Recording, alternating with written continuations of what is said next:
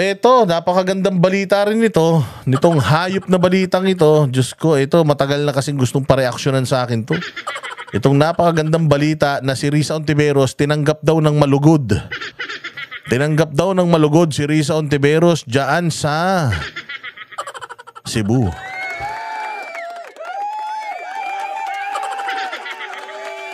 Ito lang kasi ha. Ito lang mga buwisit kayo talaga. Pati itong event na pangsimbahan, event na dapat pang spiritual. Tangina na pinupuntahan kasi ng mga demonyo at mga satanas. Kaya ito, ang salubong nila, kasi dito pista ito ng Santo Niño eh. Pista ito ng Santo Niño sinulog. Putya yan, yung mga pumunta, yung mga kaluluwa, sinusunog na sa impyerno.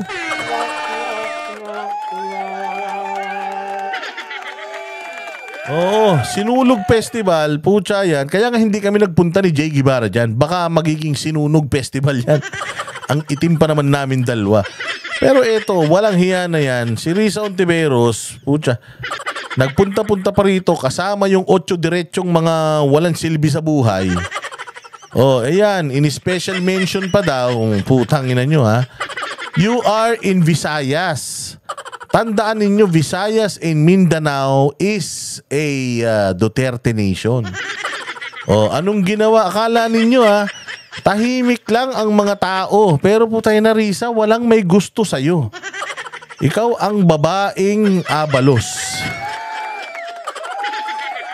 Sabi nga ni Jay Guevara, nakalimutan yata nila na demonyo sila at itong pagtitipon na ito ay isang banal na pagtitipon. Ibig sabihin dapat yung mga banal na tao lang nandito. Hindi pwedeng magpunta rito ang isang babae nagpapanukalang batas na magpininggir ang mga anak nating 4 na taon pataas. Putangin ang buhay to. Saan ka makakita ng ganyang putya yan? Mantakin mo ang sineselebrate dito yung batang Jesus. Tapos pupunta ka dyan, may panukala ka. Tapos ang nakalagay sa panukala mo ayon sa mga eksperto, sa mga senador na kasama mo, kay Bongbong Marcos. Yun daw iyong panukala, putangin na yan, tinuturuan maging malaswa yung mga kabataan natin, demonyita ka.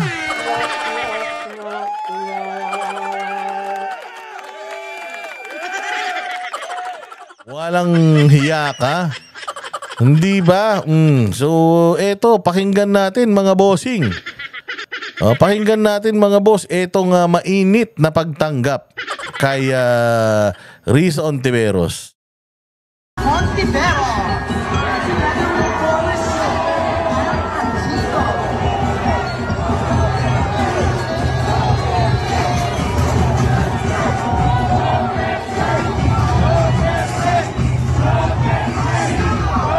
Nakakahiya, no? Mantakin mo, pinatinawag ka, Risa Ontiveros. Mantakin mo ang sinisigaw, Duterte. Nakakadiri ka, Risa Ontiveros. Putya, nakangiti-ngiti ka pa. Yung bukbukin mo mukha, nilagyan mo pa ng masilya. Naghanda ka pa, nag-eroplano ka pa papunta dyan. Gamit ba siguro ang pera ng taong bayan? Ewan ko lang. Putya, pagdating mo dyan, akala mo nakaisa ka na, dala-dala mo pa si Bam Aquino na BBM loyalist na, pero kamukha pa rin siya ni Ninoy. Bam Aquino, kung ako sa'yo, baguhin mo na yung mukha mo. Total naman, nanalo kang senador dahil kamukha mo si Ninoy at ayaw mo na kay Ninoy, yung sinasabi nyo dating pumatay kay Ninoy, putang ina, idol nyo na si Bongbong. Palitan mo kaya yung mukha mo, pasuntok mo para mamaga din, tas yung mata mo, papitik mo para mamagari, magisingkit din, tapos magngiwi-ngiwi ka din. Para talagang maging ka na, manalo ka ulit. Malay mo, kung kamukha mo na si Bongbong, manalo ka ng senador ulit.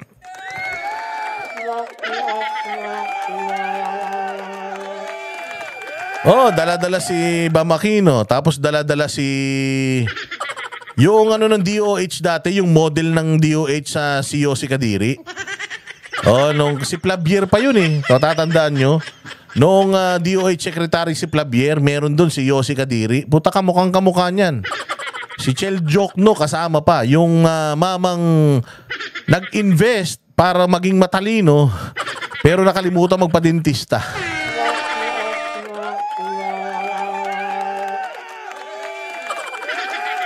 Oo, putya kasama niyo yung dalawa. Ipapangampanya niya sana.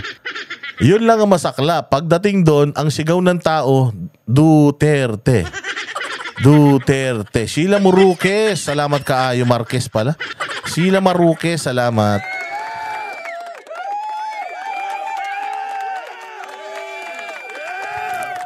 Risa Ontiveros, i-enjoy mo. Pinaghirapan mo yan. Oo, pinaghirapan mo yung status na yan. Mantakin mo, putang ina, mula apari hanggang hulo, galit sa'yo. Kaya dapat bawat sigaw nila ng Duterte, dapat ninamnam mo.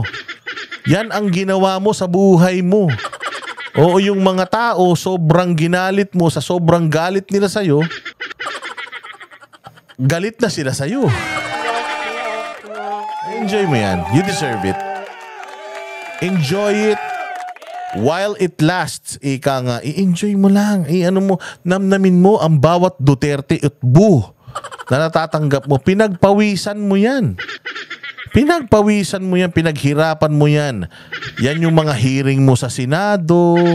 Yan yung mga pangbabatikos mo. Ayan ang inani mo. Oo, yung umaatikabong umaatikabong Duterte. Yung umaatikabong puta, ba't nandito yan?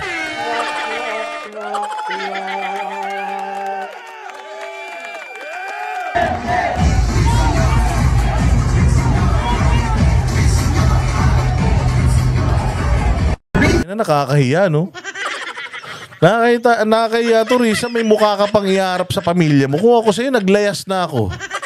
Kung ako sa'yo, nagbalot-balot ako tapos lumayas na ako. O tumira na ako sa Taiwan, ganyan. O kaya sa, pumunta na ako sa Mars. Total naman, balita ako, nagpapadala na ulit ng unggoy dun eh.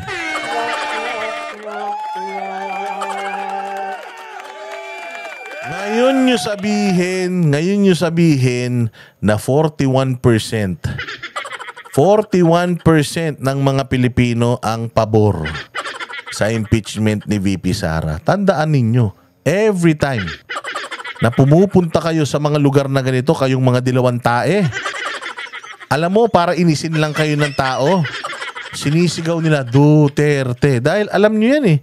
Basta naririnig yung mga pangalan Duterte, putsang ina, parang sinisilaban kayo eh.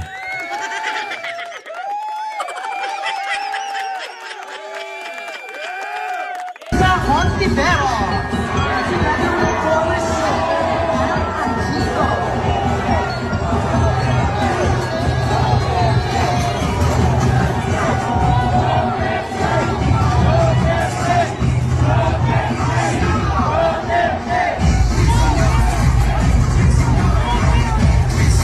Standing ovation, Risa.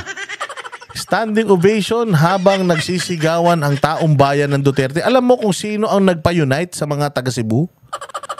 Si Risa Ontiveros. Nung narinig nila si Risa, putangin na mo, Risa. Putya, mantakin mo, lahat ng tao dyan hindi magkakakilala. Nung dumating ka, nagkaisa sila. Nagkaisa sila na aras-asarin ka.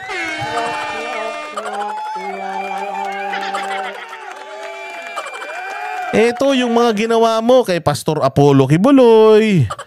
Yung mga pinaggagawa mo dyan sa Senado, ito ang inani mo. Lahat ng tao hindi magkakakilala. Baka may mga magkakapitbahay pa nga dyan, magkakagalit pa. Nung nakita yung pagmumukha mo, nagkasundo sila lahat. Tara, asarin natin si Bukbuk. Sigawan natin ng Duterte. Biglang nagkaroon ng unity team.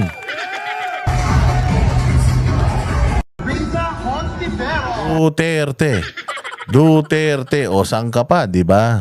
Risa, again i-enjoy mo yan dahil deserve mo yan. Sa mga dala-dala mong mga kandidato dyan na si King Kong Pangilinan, si Chel Jok, at saka si Bam Marcos. Si Bam Marcos, Diyos ko po. Alam nyo na kung saan kayong Poso Negro pupulutin. Kung saan kayong Poso Negro pinlash noon, puta ipa-flash kayo ulit doon. Kasama nyo si Trillanes. Ano ka pa naman?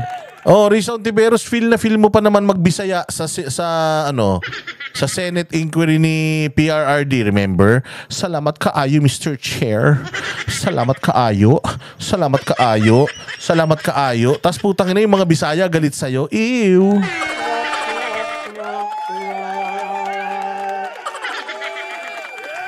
Feeling Bisaya na ayaw sa kanya ng mga Bisaya. Kaya na magbago ka na, Risa Ontiveros, kung ako sa'yo. Kung ako sa'yo, Risa Ontiveros, siya maglayas ka. Baka sakali hanapin ka nila.